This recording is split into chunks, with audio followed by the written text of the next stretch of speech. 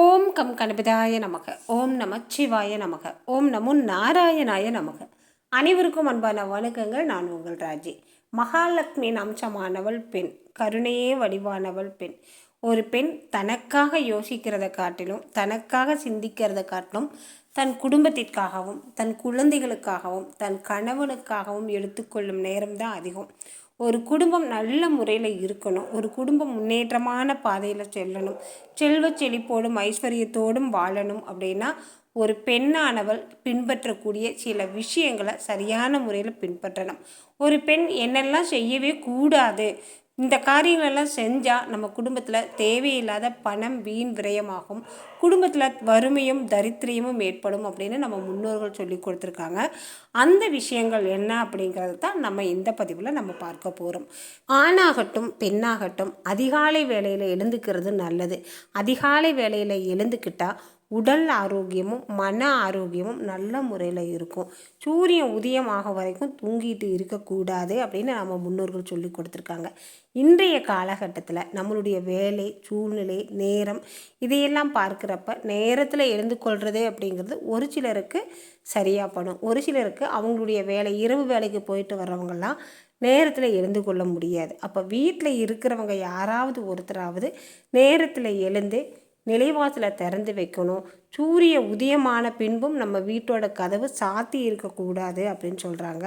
முடிந்த வரைக்கும் சூரியன் உதயமாகிறதுக்கு முன்னாடி எழுந்துக்கணும். இல்லை அப்படின்னா ஒரு 6 மணிக்காவது நம்ம எழுந்து கொள்ள பார்க்கணும். இந்த முறையில் நம்ம எழுந்துக்கிறப்ப மகாலட்சுமியின் அருள் கிடைக்கும், லக்ஷ்மி கடாட்சகம் கிடைக்குங்க.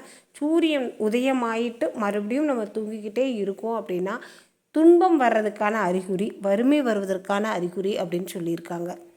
வீட்டை எப்போவுமே சுத்தமாக வச்சுக்கணும் அப்படின்னு சொல்கிறாங்க. மகாலட்சுமி வாழும் இல்லம் எப்போவுமே அழகாகவும் சுத்தமாகவும் இருக்கணும். இன்றைக்கி இருக்கிற காலகட்டத்தில் ஆண்கள் பெண்கள் 2 பேருமே வேலைக்கு போயிடுவோம். வீட்டை நம்ம பராமரிக்கிற நேரம் குறைவு தான். இருந்தாலும் நம்மளுடைய வேலைகளை அந்தந்த நேரத்துக்கான வேலையை அப்பப்போ செஞ்சிட்டோம், எடுத்த பொருளை எடுத்த இடத்துல வச்சுட்டோம், வீட்டை எப்போவுமே சுத்தமாக வச்சு அந்தந்த வேலைகளை அந்தந்த நேரத்தில் கையோடு முடிச்சிட்டோம் அப்படின்னா வீடு எப்போவுமே சுத்தமாக இருக்கும், அழகாக இருக்கும்.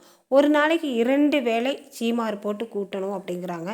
2 வேளை நம்மளால் கூட்ட முடியல அப்படின்னாலும் ஒரு வேளையாவது நல்லா நீட்டாக சுத்தமாக கூட்டி எடுத்துட்டோம் அப்படின்னா வீடு சுத்தமாக இருக்கும். குழந்தைகள் இருக்கிற வீட்டில் அங்கே ஒரு பொருள் இங்கே ஒரு பொருள் இருக்கத்தான் செய்யும். இருந்தாலும் ரொம்பவுமே அங்கே ஒரு பால் டம்ளர் இங்கே ஒரு கிண்ணம் அந்த மாதிரிலாம் வைக்காமல், ஈயரிச்சிட்டு ஒரு மாதிரி வைக்காமல் கொஞ்சம் நீட்டாக சுத்தமாக வச்சுக்கிட்டோம் அப்படிங்கிறது ரொம்பவுமே நல்லது. இந்த மாதிரி வச்சுக்கிட்டோம் அப்படின்னா நம்ம மனதுக்குமே நல்லா இருக்குங்க. கஜ கஜன்னு போட்டு வச்சுட்டு அதுக்கு இடையில நம்ம உட்காந்துட்டு இருந்தோம் அப்படின்னா நமக்கே ஒரு புத்துணர்ச்சி இல்லாமையும் நமக்கே மனச்சோர்வு ஏற்பட்ட மாதிரி இருக்கும். ஓரளவுக்கு நல்ல முறையில் வீட்டை சுத்தமாக வச்சுக்கிட்டோம் அப்படின்னா நமக்கே புத்துணர்ச்சியாக இருக்கும். வேலைகளை தொடர்ந்து செய்யறதுக்கு ஒரு ஊக்கமாக இருக்கும். எல்லா வேலைகளையும் சேர்த்து வச்சுக்கிட்டு ஒரே நாளில் செய்கிறது அப்படிங்கிறது ரொம்பவுமே நமக்கு சிரமமாக இருக்கும். நமக்கே ஓய்வு இல்லாத மாதிரி இருக்கும். கையோட நம்ம சின்ன சின்ன வேலைகளை செஞ்சுக்கிட்டோம் அப்படின்னா நம்ம வீடும் சுத்தமாக இருக்கும், மகாலட்சுமி கடாட்சகமாக இருக்கும், தெய்வீகமாக இருக்கும். வீட்டில் ஒரு நாளைக்கு 2 வேளை விளக்கேற்றி வழிபாடு செய்யணும் அப்படின்னு சொல்கிறாங்க. 2 வேளையும் உங்களால் தீபமேற்றி வழிபாடு செய்ய முடியல அப்படின்னாலும் காலை வேளையில் தீபமேற்றி வழிபாடு செய்யுங்க. இல்லை மாலை வேளையிலையாவது தீபமேற்றி வழிபாடு செய்யுங்க. ஒரு வேளையாவது நம் இல்லத்தில் பூஜை அறையில் விளக்கேற்றி வழிபாடு செய்யணுங்க. அந்த எந்த இல்லத்தில் விளக்கேற்றி வழிபாடு செய்கிறோமோ அந்த இல்லம்தான் வறுமை இல்லாமல் செல்வ செழிப்போடு ஐஸ்வர்யமாக இருக்கும். தினம்தோறும் ஒரு வேளையாவது வீட்டில் நம்ம விளக்கேற்றி வழிபாடு செய்யணும். சமையலறை எப்போவுமே சுத்தமாக இருக்கணும். நம்ம வீட்டில் பூஜை அறையை நம்ம எந்த அளவுக்கு சுத்தமாக வச்சுருக்கோமோ அதே அளவு சமையலறையும் நம்ம சுத்தமாக வச்சுக்கணுங்க. சமையலறையில் எச்சில் பாத்திரங்களை அதிக நேரமாக போட்டு வச்சுருக்கக்கூடாது. முடிந்தவரை நம்ம சமையல் முடிச்சதுனா சாப்பிட்டதுனா கைக்கு நம்ம கழுவி சுத்தப்படுத்தி வச்சுக்கிட்டோம் அப்படின்னா சமையலறை எப்போவுமே சுத்தமாக இருக்கும். உப்பு போட்டு வச்சுருக்கிற ஜாடி, புளி போட்டு வச்சுருக்கிற ஜாடியை அடிக்கடி நம்ம ஈர துணியால் துடைச்சி சுத்தமாக வச்சுக்கணும். எண்ணெய் பிசுக்கு இல்லாமல் வச்சுக்கணுங்க. இந்த எளிய விஷயங்களை நம்ம பின்பற்றினாலே போதும், வீடு சுத்தமாக இருக்கும், மகாலட்சுமியின் அருள் நமக்கு கிடைக்கும். நம்ம வீடு சுத்தமாக இருந்தால் நம்ம மனது புத்துணர்வாக இருக்கும். நம்ம மனது புத்துணர்வாக இருந்தால் நம்ம எல்லா வேலைகளையும் சிறப்பாக செய்ய முடியும். எப்போவுமே வீட்டை சுத்தமாகவே வச்சுட்ருக்க முடியுமா, எப்போவுமே சுத்தப்படுத்திகிட்டு இருக்க முடியுமா அப்படிங்கிற கேள்வி எல்லாத்துக்கும் வரலாம்.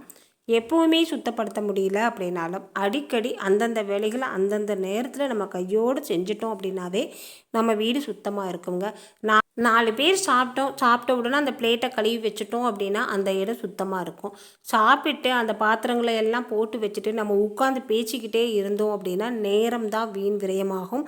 இந்த பதிவு உங்களுக்கு பிடிச்சிருந்தா மறக்காமல் ஒரு லைக்கும் கமெண்ட்டும் கொடுங்க. உங்கள் நண்பர்களுக்கும் உறவினர்களுக்கும் ஷேர் பண்ணிவிடுங்க. மீண்டும் அடுத்த பதிவில் பார்க்கலாம். நன்றி, வணக்கம்.